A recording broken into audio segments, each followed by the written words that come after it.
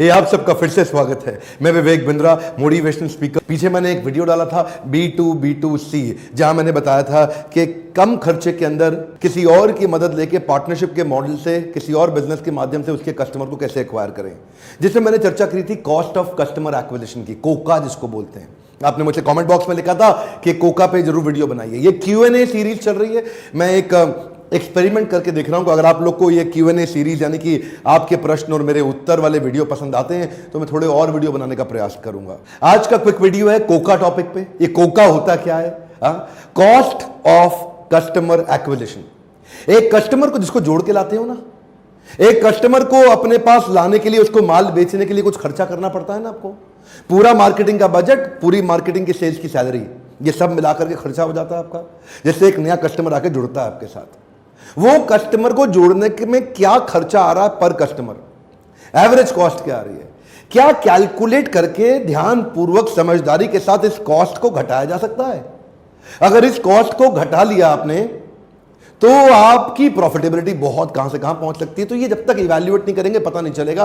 तो मेरा देखिए मकसद है कि जो लोग मैनेजमेंट की पढ़ाई नहीं कर सके, जो लोग हार्वर्ड स्टैनफोर्ड नहीं जा सके, इंटरनेशनल यूनिवर्सिटीज में नहीं पढ़ सके, जो लोग बड़ी मैनेजमेंट कोर्सेज में के लिए खर्चा नहीं कर पाए, वो ये फ्री लर्निंग यूनिवर्सिटी के माध्यम से ऐसे वीडियोस देख के क्विकली अच्छे इंपॉर्टेंट लेसन समझ सके। एक क्विक कैलकुलेशन ले लेते हैं। आपके महीने भर में एक कुछ कस्टमर्स को जोड़ने के लिए आपने लगभग 1 करोड़ रुपए खर्च किया, जिसमें आपकी सारी मार्केटिंग की कॉस्ट, एडवर्टाइजिंग की कॉस्ट और जिसमें आपकी सेल्स की भी, यानी कि सेल्स की जो सैलरी है, सेल्स के स्टाफ की सैलरी है, वो कॉस्ट, ये दोनों कॉस्ट को आपने जोड़ लिया। ये दोनों कॉस्ट जोड़ के आपने एक महीने में 1 करोड़ रुपए खर्च कर दिया, जिसके एवज में आपको 100 नए कस्टमर मिल गए। 1 करोड़ रुपए खर्च करके 100 कस्टमर मिले आपको। इसका मतलब क्या हुआ? 1 करोड़ को 100 से डिवाइड कर दो, टोटल खर्चे से डिवाइड कर दो, कितने नए कस्टमर आए, उससे आगे आपका कॉस्ट पर कस्टमर, जिससे क्या निकल के आ गया? कॉस्ट ऑफ कस्टमर एक्विजिशन को बोलते हैं कोका। आपका कोका निकल गया है 1 लाख रुपए।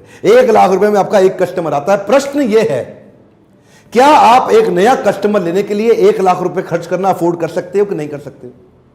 क्वेश्चन यह है, देखिए कई लोगों का कोका जितना होना चाहिए उससे ज्यादा खर्च हो जाता है। इसका मतलब कंपनी ज्यादा लॉस में चली जाएगी। कई लोगों का कोका जितना होना चाहिए उससे कम रहता है, यानी कि वो कभी ध्यान ही नहीं देते। वो कहां से कस्टमर लाते हैं? वो कहते हैं जी मेरे दोस्त हैं जी, इनको कस्टमर बना लूंगा, मेरे रिश्तेदार हैं जी, इनको बना लूंगा। शुरू में फ्रेंड्स, फैमिली, फूल्स, किसी को पकड़े, इसको बेच, इसको बेच। जब सारे रिश्ते खत्म हो जाएंगे, जब सबके पास घूम कर चक्कर मारा होगे तो क्या करोगे? तो कुछ तो खर्चा करना भी जरूरी है। तो कुछ तो खर्चा करके आप नया कस्टमर एक्वायर करके लाइए, तभी तो बिजनेस बढ़ेगा। लेकिन कोका कैलकुलेट होना जरूरी है।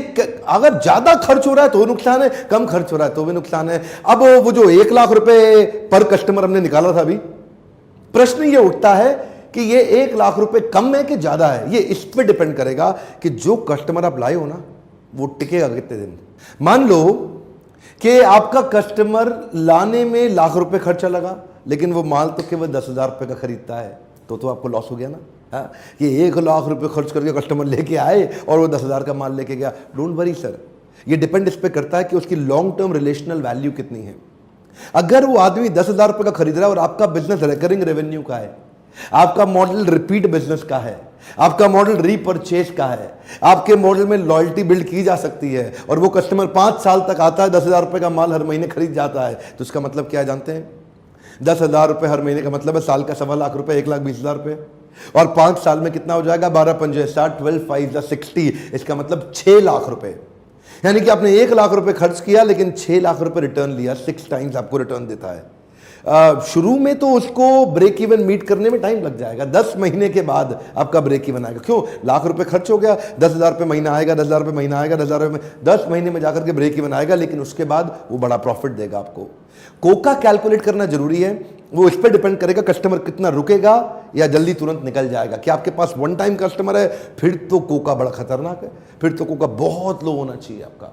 आज जितनी आप देख रहे हैं ना ई कॉमर्स इंडस्ट्री, वो इसी बात पर तो लगी हुई है। ये जो फ्लिपकार्ट है, अमेजॉन है, ये एक कस्टमर को एक्वायर करने पे अमूमन 8,500 रुपए खर्च कर देते हैं, जिसमें वो 850 रुपए का सामान खरीदता है। इमेजिन करिए, 8,500 रुपए खर्च करके ये कस्टमर लेके आते हैं और वो सामान खरीद के जाता है 850 का, जिसमें इनका मार्जिन 85 रुपए का बचता है। यानी कि 8,500 रुपए खर्च करके ये 85 रुपए बचा रही है, तो कंपनियां जाएंगी कहां? जाएंगी कहां सर? ये यहां जाएंगी कि ये आपके साथ लॉयल्टी बिल्ड कर रही हैं, आपको अमेजॉन प्राइम में लेके जा रही हैं, ताकि आप इनसे बार बार माल खरीदो, बार बार माल खरीदो। अगले 3, 4, 5 साल में आप इनसे इतना सामान खरीद लोगे कि जो वो 8,500 रुपए इन्होंने आपके ऊपर खर्च किया था आपको जोड़ने में, वो सब बाहर निकाल लेंगे। इन्होंने कोका कैलकुलेट किया हुआ है अपना। आप क्या अपने कोका कैलकुलेट कर रहे हैं? वो बिहेवियर आइडेंटिफाई करने हैं जो कि एक लॉयल कस्टमर के बिहेवियर होते हैं, जिनको आपको टैप करना है। वो बिहेवियर आइडेंटिफाई करने हैं जो सेल्स से, कन्वर्जन से जस्ट पहले के सिम्टम्स होते हैं, उनको आइडेंटिफाई करने, उनको टैप करना और वहां पे जाकर के उनको कस्टमर को पकड़ना है। रिटेंशन मार्केटिंग ही नया बैटल ग्राउंड है सर। हर चीज को ट्रैक करना जरूरी है। इसके ऊपर मैंने एक कस्टमर को रिटेन करने पे एक वीडियो बनाया था पहले, उसको बोलते हैं नेट प्रमोटर स्कोर। नहीं देखा हो तो net promoter score by doctor Vivek Bindra video देख लीजिएगा। ये था एक छोटा सा वीडियो कोका के ऊपर।